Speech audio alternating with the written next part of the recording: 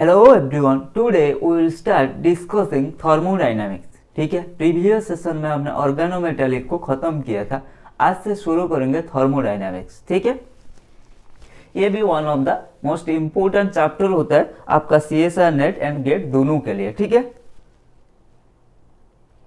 पहले शुरू करते हैं थोड़ा इंट्रोडक्शन यूनिट कन्वर्शन से। ठीक है, क्योंकि फिजिकल में जनरली यूनिट कन्वर्शन बहुत क्या करता है, बहुत पंगा करता है। ठीक है, अगर आपको सही से नहीं आता होगा, आपको फार्मूला वगैरह सब कुछ आ गया, यूनिट कन्वर्शन नहीं है, लास्ट में आंसर निकाल नहीं पाओगे। ठीक है, तो पहले देखते हैं वॉल्यूम। वॉल्यूम को हम लीटर से जानते हैं। ठीक है, 1 लीटर DMQ मिलीलीटर। ठीक है, ये सब होता है वॉल्यूम का यूनिट। तो 1 litre equals to 1 DMQ, 1 millilitre equals to centimetre cube and metre cube. ठीक है, ये होता है हमारा वॉल्यूम का यूनिट। तो 1 litre equals to 1 DMQ, 1 millilitre equals to 1 centimetre cube, 1 litre equals to 1000 ml equals to 1000 centimetre cube, क्योंकि 1 ml equals to 1 centimetre cube. तो 1000 ml इक्वल्स टू क्या होगा, 1000 centimetre cube equals to 10 to the power -3 metre cube. ठीक है, so metre cube greater than litre greater than ml। समझ में आ गया। 1 litre equals to 1 decimetre, 1 DMQ, 1 millilitre equals to 1 centimetre cube. So 1 litre equals to 1000 ml equals to 1000 centimetre cube equals to 10 to the power -3 metre cube. तो metre cube greater than litre greater than ml। हाँ जी sir, समझ में आ गया। ठीक है, आ गया तो आगे चलते हैं। Next pressure. प्रेशर क्या है, 1 newton metre square equals to 1 pascal, 1 torr equals to 1 mm of Hg millimetre of mercury. ठीक है, 1 kilo pascal equals to 1000 pascal, 1 ATM equals to 760 torr equals to 760 mm of Hg, 1 ATM equals to 101325 pascal, 1 ATM equals to 1.01230132 bar. ठीक है, देख लो एक बार। तो generally क्या होता है, पास्कल हमारा बार, न्यूटन मीटर स्क्वायर। ठीक है, एंड हमारा मोस्ट ATM हम जनरली यूज करते हैं, पॉपुलर होता है ATM और mm और Hg। ठीक है, ये दोनों जनरली हमारा पॉपुलर होता है। Then energy, calorie, joule. ठीक है, 1 कैलोरी इक्वल्स टू 4 ये याद रखना भाई, सब मतलब जितना यूनिट कन्वर्शन आपको सिखा रहा हूँ वो सब याद रखना। ठीक है, 1 calorie equals to 4.184 joule, 1 bar litre equals to 100 joules, 1 ATM litre equals to 101.3 joules. ठीक है, ये सबसे इंपॉर्टेंट होता है, 1 कैलोरी इक्वल्स टू 4.184 जूल।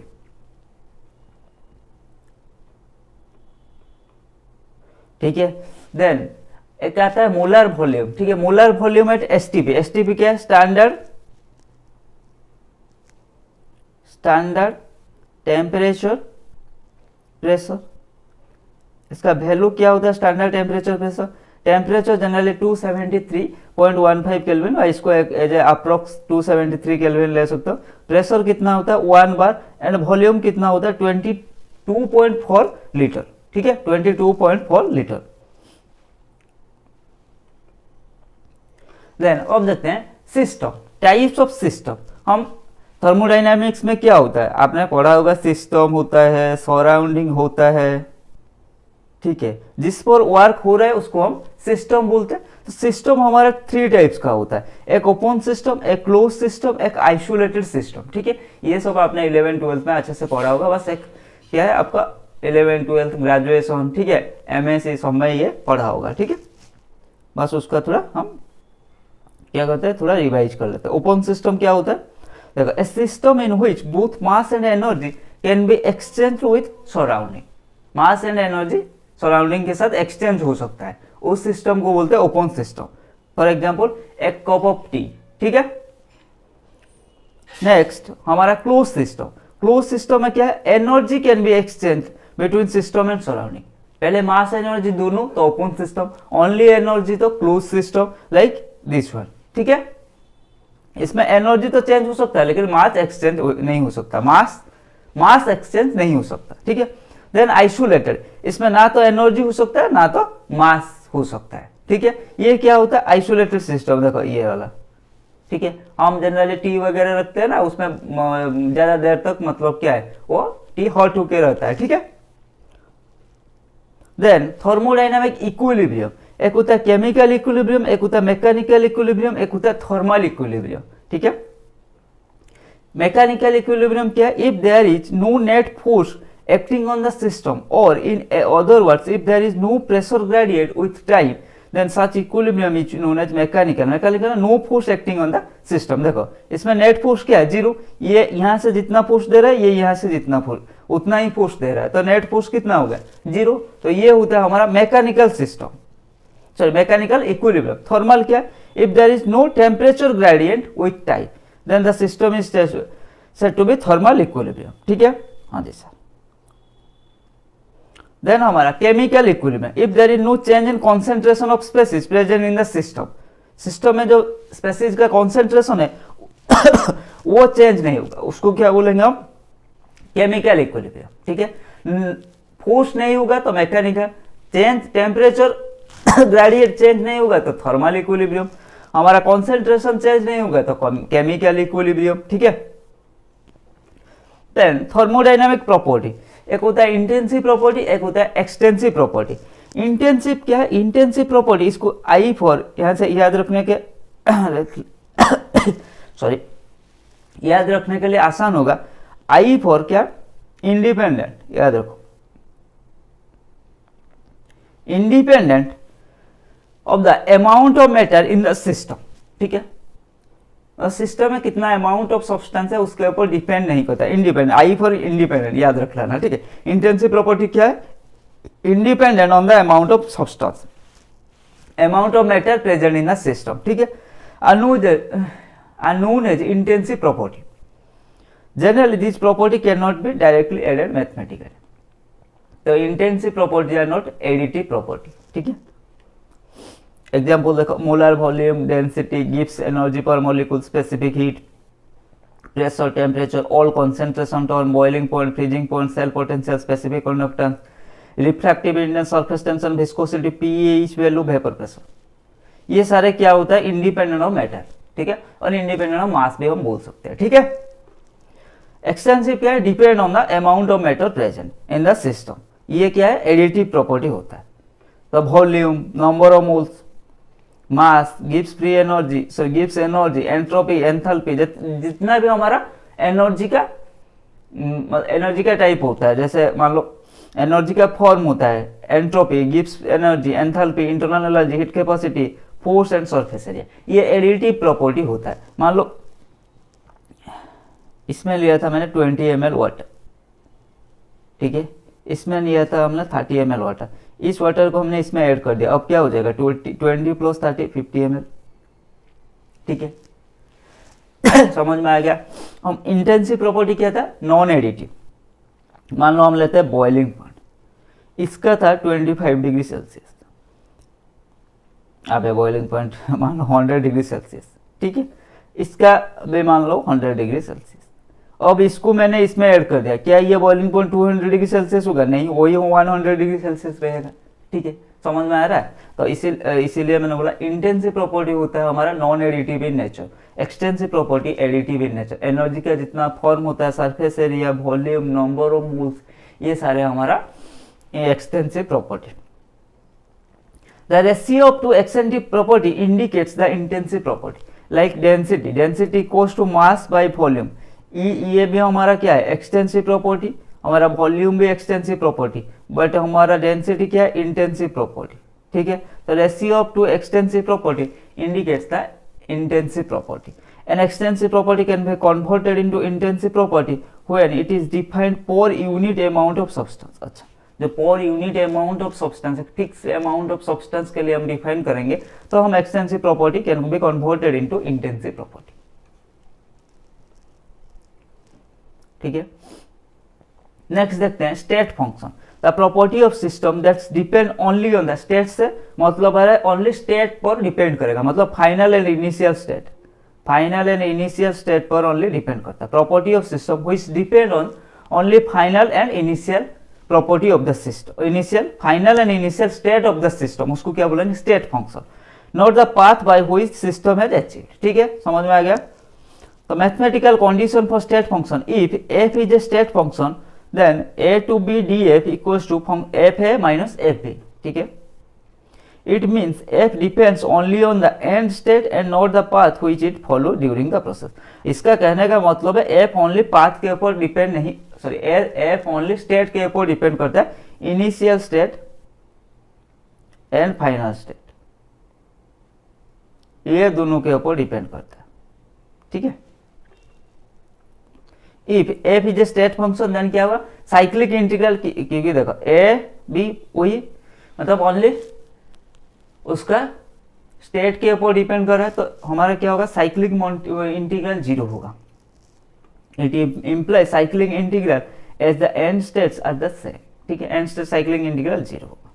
तो देखो फिर देखो ये क्या आया, इफ यहाँ से काम में आएगा, यहाँ से बहुत क्वेश्चन आता है, अगर if z equals to function of x and y is a state function then z is an exact differential, जिसको ऑयलर रेसिप्रोकल बोलते हैं। एग्जैक्ट डिफरेंशियल क्या होगा, dz equals to dz by dx y constant dx plus dz by dy x constant dy। तो क्या होगा equals to हम लिख सकते हैं ये क्या m x y, ठीक है, dx plus n x y dy। तो इसको क्या करेंगे del M by del Y, जो x के साथ है del M by del Y X equals to जो y के साथ है del N by del X keeping y constant, अगर ये दोनों इक्वल होंगे। ठीक है, अगर z is a function of x and y is a state function होंगे तो एंड में क्या होगा del M by del Y X equals to del N by del X Y होगा। ठीक है, m क्या है हमारा, m हमारा एक्स वाई डी एक्स, मतलब जो x के साथ टर्म होगा उसको m लेना, जो y के साथ टर्म होगा उसको n लेना, फिर क्या करना जो x के साथ टर्म होगा m को विथ रेस्पेक्ट टू y हमारा डेरिवेटिव करना, और जो n टर्म लिया था dy के साथ विथ रेस्पेक्ट टू x उसको डिराइव करना। ठीक है, देखो एग्जाम्पल से समझते हैं, देखते हैं ये सारे हमारा स्टेट फंक्शन है या नहीं है। पहला x dy प्लस 0 dx, मैंने बोला जो y के साथ होगा उसको n लेना, n इक्वल्स टू x, जो x के साथ होगा उसको m लेना 0, देन जो x के साथ जो y के साथ था उसको with respect to x derive करना, तो del x by del x। ठीक है, ये कितना हो जाएगा 1, जो x के साथ है वही उसको विथ रेस्पेक्ट टू y हमारा y डेरिवेटिव करना डिवाइडेड, ये क्या होगा 0, तो 1 नॉट इक्वल्स टू 0। सर ये क्या बोल रहा है, ये तो पता है, तो ये हमारा स्टेट फंक्शन नहीं है। समझ में आ गया कैसे करते हैं, कैसे करते हैं। ठीक है, क्या करते हैं कैसे करते हैं, हाँ जी सर देख लो।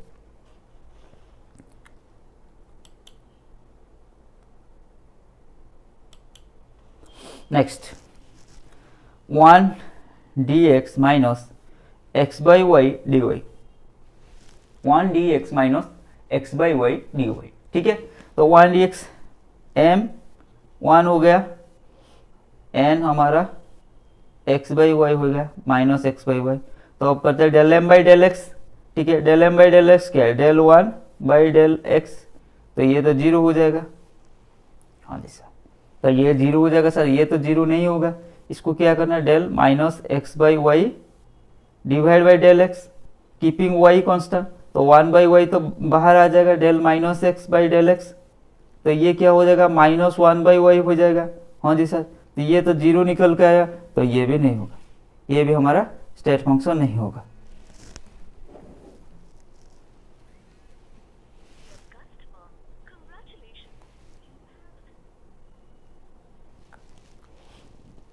Then next y dx minus X D Y.